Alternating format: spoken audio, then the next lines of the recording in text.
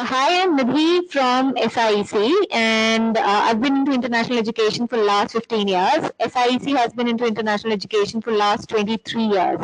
All these years, we've sent thousands of students across the globe: Australia, Canada, US, UK, Singapore, Malaysia, Germany, different countries. Today, our basic and the focus is Australia that we would be talking about. But in case you have any queries, you can please keep putting down your questions and I can keep helping you with the same. So before starting, the whole webinar, just wanted to let you know that I'd like that once I finish with the presentation, whatever questions you have, you should write it down and I'll try to answer as many as possible, in fact all, so that your time that you're spending here, is worth it. And I'm really sorry again that you had to wait for so long.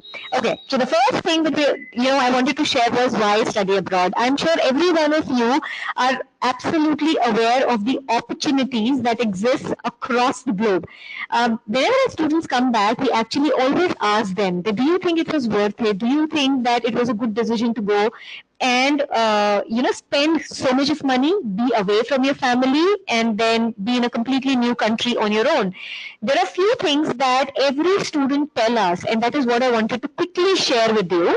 The first thing they say is that being on our own, it gave us so much of confidence and it gave us so much of self-dependence that today you put me in any part of the world and I will be able to create a place for myself. So they say it is absolutely something which the way you're able to do things on your own, it makes you a lot more dependent on your own self, and that really helps you when you're out in the world and creating a place for yourself. Second, you learn how to do time management, because when you're overseas, be it any country, you're not only studying but you're working part-time as well, generally in almost all countries barring few. So if anyone's gone to Australia, Canada, New Zealand, UK, US, so you're allowed to work. US, you're only allowed to work on campus. Rest of the countries, you're allowed to work off campus from day one. So if you're working part-time and you're studying, and studying pattern is also very different, because it's not like you're going to pick your books at the end of the semester and give your exams, but you really have to be on top of things, do assignments on time, and assignments also you have to read about it yourself, and then write it on your own words. So a lot of research also is involved when you create an assignment. So there's a lot of studies that happen. So you're studying, you're doing laundry, you are cleaning your house, you're finding work, you're doing job, and it's too much at one go. But then after first 2 to 3 months are always going to be difficult, guys, wherever you go. Just remember that. Anyone who's thinking about going overseas, remember, any country, first 2 to 3 months are going to be difficult. But after that, once you set in, once you know how to do time management, you know how to really juggle things out, it is very easy, trust me. So first 2 to 3 months, stick to it. Even if you're feeling that, probably I won't be able to do it, just stick to it. And I'm sure you'd be able to, come out of it very, very easily. And that's what we've seen experiences of almost all students have been till now. So, so you learn how to do time management. Third, and the most important thing, when we look at overseas education, we are looking at becoming employable. That is why we are going to spend so much of money. So if you look at the teaching methodology and if you look at the curriculum, it is actually as per the industry standards. When I say industry standards, I mean that whatever would be required, whatever skills would be acquired by the industry 5 years down the line, that is the kind of curriculum that is created by the universities, because university work in lot of coordination with with the industry. So what they do is they have an industry panel which comes, looks at the curriculum, see what kind of skills are being given to the students, and make changes accordingly. So that helps a lot, because the curriculum keeps changing as per the new skills that are required once you finish off your program, so that you're job ready as soon as you finish. And that is why we spend so much of money. So the kind of curriculum and the practical based studies that university gives you, that helps you use those skills in the industry. When everyone, you would have heard from everyone that practical skills. Now by that I mean the kind of exposure you get in the industry. Most of the universities, they work a lot in terms of projects, in terms of internships, in terms of, giving you some kind of insight on how the real industry works. You have to take that opportunity and make sure that you imbibe that experience in you.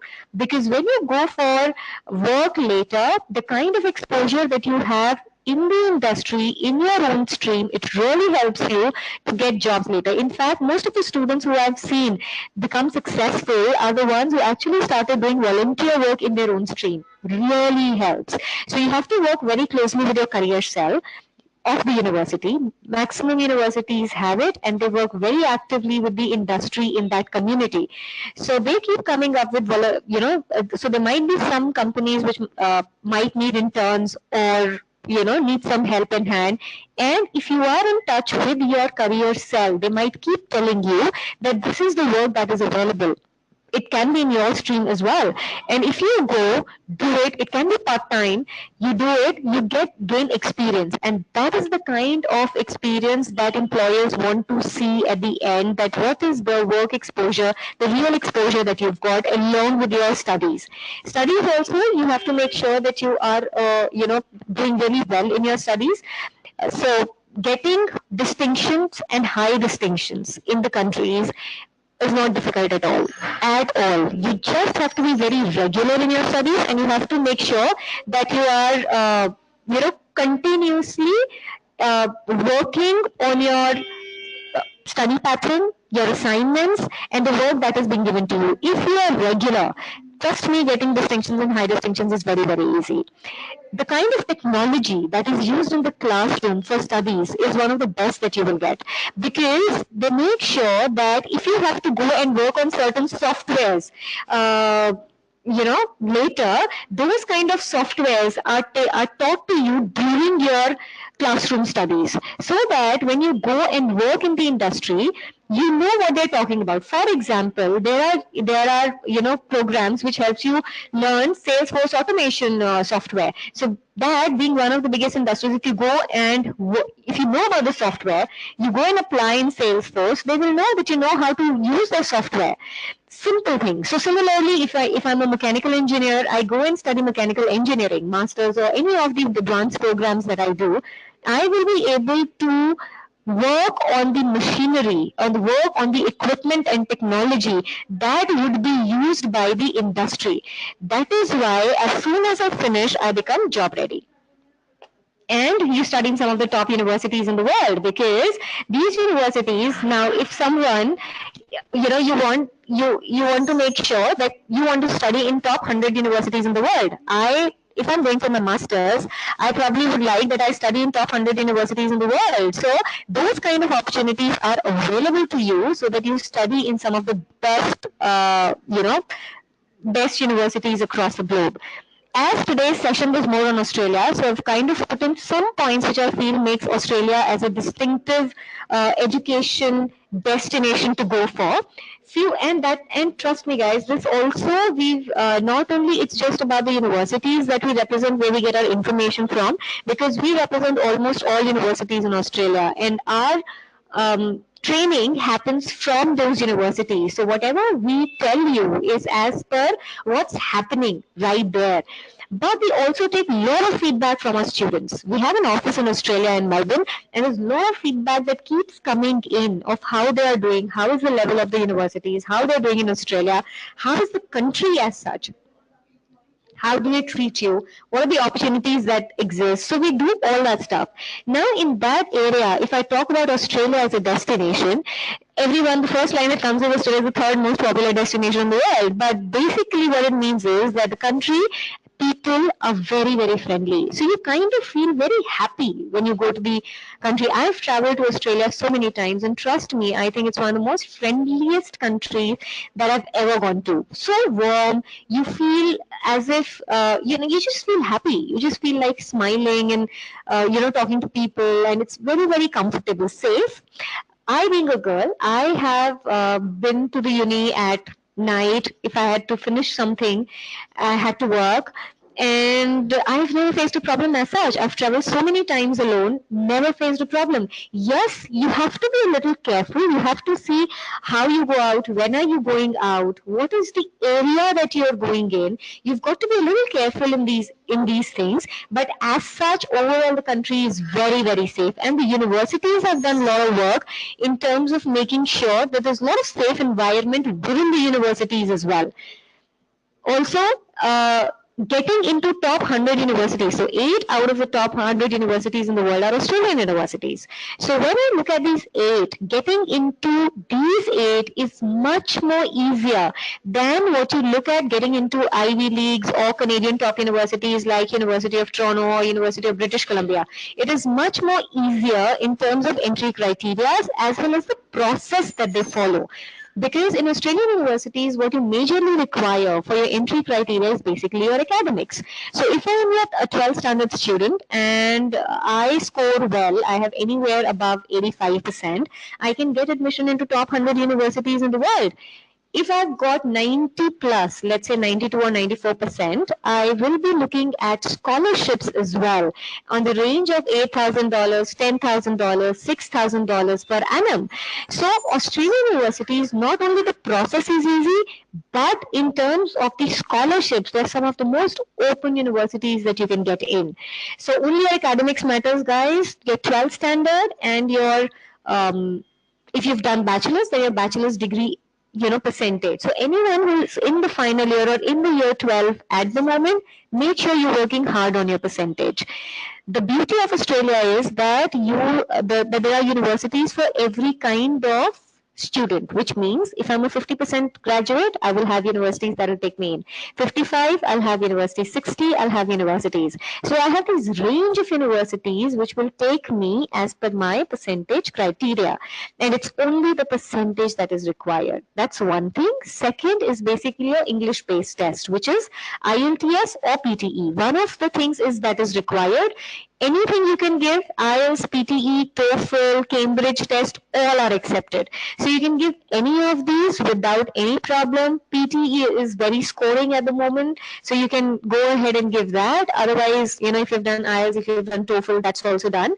Some universities can actually take you without IELTS or PTE as well. For example, RMIT, if you're from a Section 1 university, so let's assume if you're from Punjab University, Delhi University, Bangalore University, Mumbai, Pune University, you just have to submit your letter of instruction that your medium of instruction has been English in the last 3 years or 4 years when you were doing your bachelor's degree, and they waive off your IELTS and PTE condition as well. So when you think about Australia and when you think about entry criteria, like there was one of the questions where the student is asking Harshal, if you're looking at entry criteria, majorly your academics in the last qualification, number 1. Number 2 is your English-based test, which is IELTS or PTE. There's generally that is the only thing that is required. Sometimes, like for example, Monash University, they have a Bachelor's of Medicine program. That is they will have ISAT as an entry requirement. So very few particular programs will have any other specific requirement to meet, but otherwise this is the only 2 things that are required in terms of your admissions to top or any Australian universities. Then in terms of living, and this is a constant feedback because our students who get citizenship in Australia, they also move to different countries, and we've always heard that the kind of living conditions that Australia has, that's one of the best ones that you can get. The reason being, the weather, number 1, because it's very, very, it's comfortable. Like India, I generally feel cold a lot. So, I went in Australia in winters, and honestly, one time I was worried if I'd be able to cope up with the same or not. But extremely comfortable.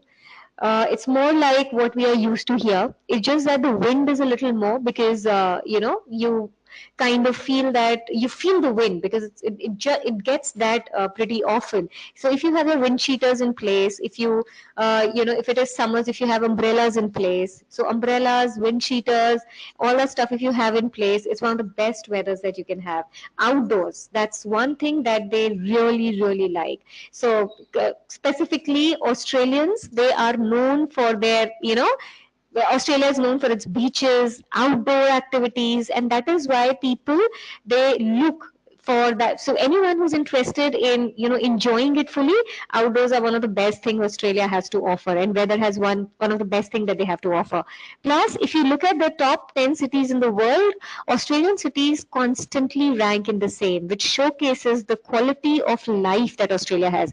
And that again has been a constant feedback from our students. Once anyone enters Australia and starts staying there, trust me, they don't want to move anywhere. And if they move anywhere, also they come back. I've seen that many times.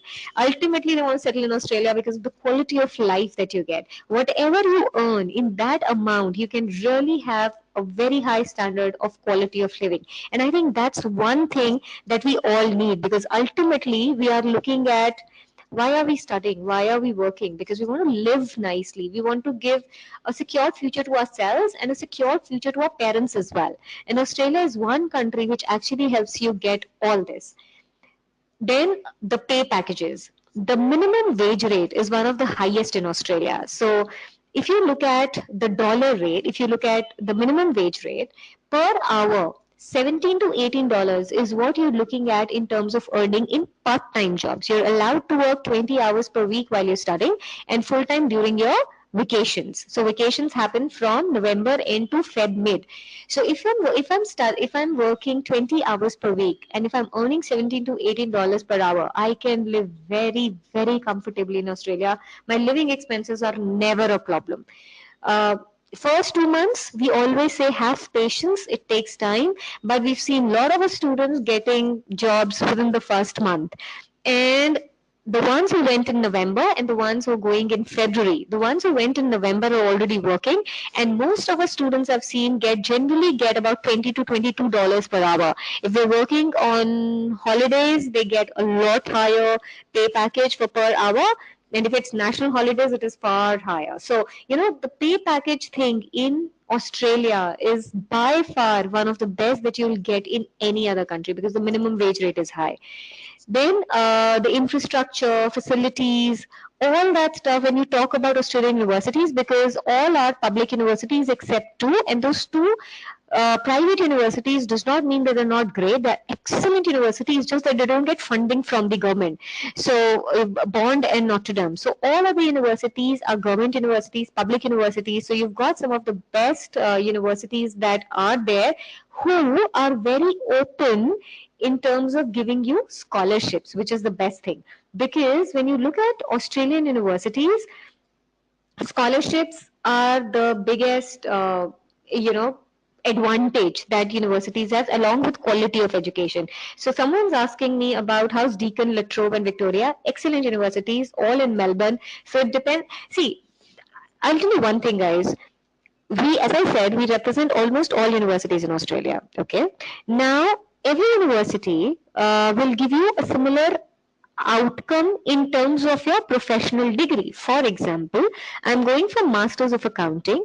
I finish, I become an associate member of CPA. So if I do it from Monash, I get the same. If I do it from Deakin, I get the same. If I do it from La Trobe, I get the same. The difference, so when you're looking at the difference in universities, it depends what is your priority. Now, let's say person A might say that I only want to study in top 100 universities in the world. So I'd say, okay, go to University of Melbourne, University of New South Wales, Monash, University of Western Australia. These are the universities to go by. Then you say, I want to go to really good universities, but my budget is a little less, because when you look at universities like Group of 8, you're looking at a cost of about 16 to in between 16 to 20 lakhs per annum. I say 16 to 20 lakhs per annum because it also depends. If you get scholarships, it is reduced a little, because generally it's 18 to 20 lakhs per annum for 1 year, and it's a 2-year master's degree that you go for.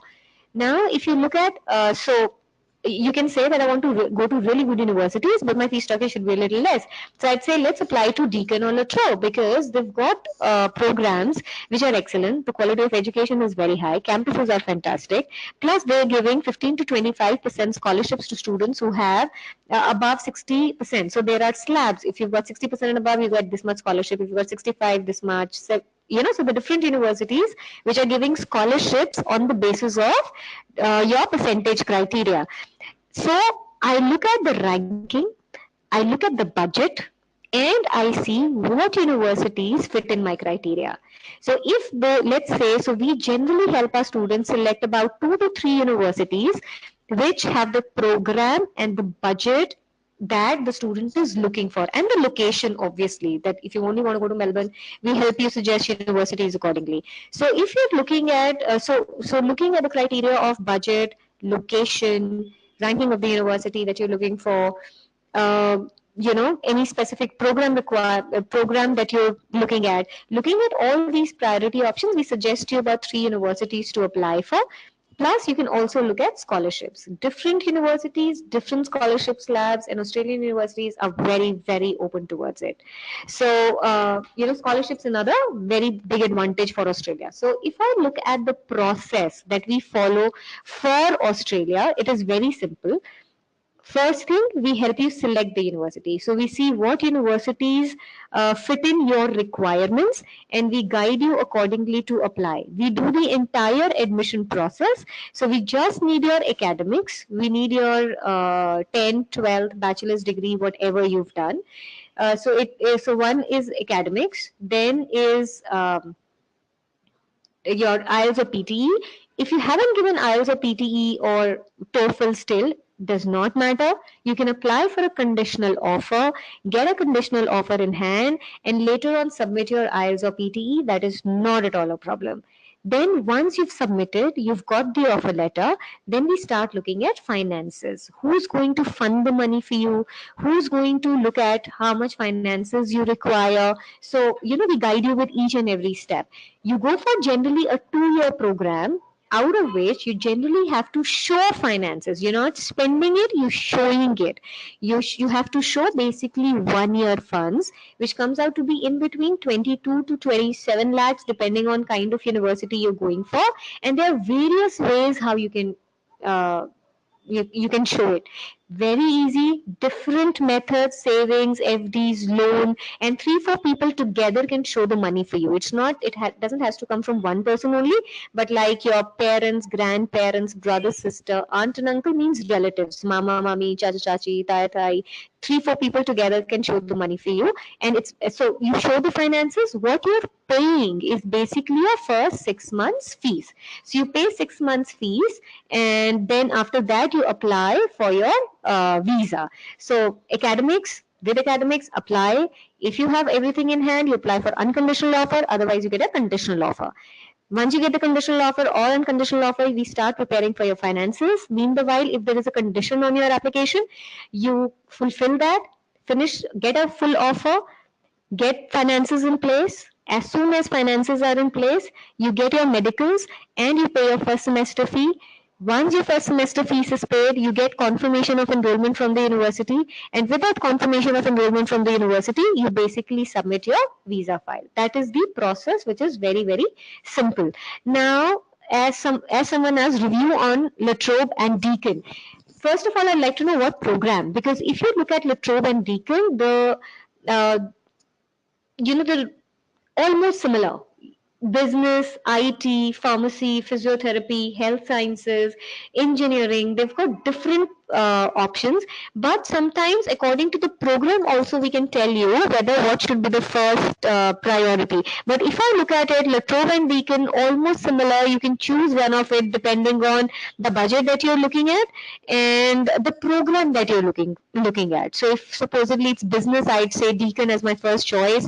I'm looking at information systems, or let's say business analytics, I'd say La Trobe would be my first choice. So it also depends on the kind of program that you're looking for. Otherwise, both universities, excellent faculty, and you can easily, look at different options. So that's not at all a problem.